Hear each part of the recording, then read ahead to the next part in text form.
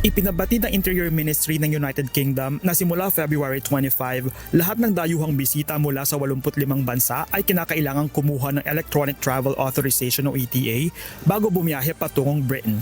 Kung wala ito, hindi sila papayagang makasakay ng mga airline. Ang ETA ay isang online pre-travel permit na kinakailangang iproseso ng mga dayuhang hindi nangangailangan ng visa upang makapasok sa United Kingdom. Nagkakahalaga ito ng 16 pounds o tinatayang $21.57. Una nang ipinakilala ang nasabing sistema noong 2023 at ipinatupad sa mga bisita mula sa ibang mga bansa sa Europa, ngunit hindi ito mahigpit na naipatupad.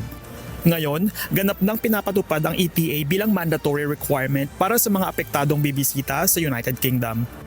Ayon sa Interior Ministry, obligado ang mga airline na huwag pasakin ang mga pasaherong walang ETA, e-visa o iba pang balidong dokumento.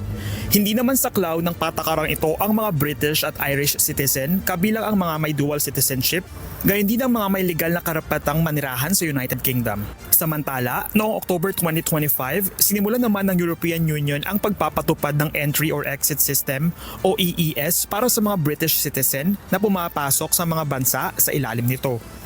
Bahagi ito ng post-Brexit border controls matapos ang formal na pag-alis ng United Kingdom sa European Union noong 2020.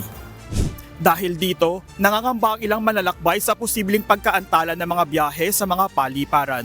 Nagbabala rin ng ilang leader ng mga airlines sa maaring malawakang aberya na may dudulot ng ganap na pagpapatupad ng sistema lalo na sa panahon ng Easter travel rush. Gerard Moral, humahataw sa balita, ngayon.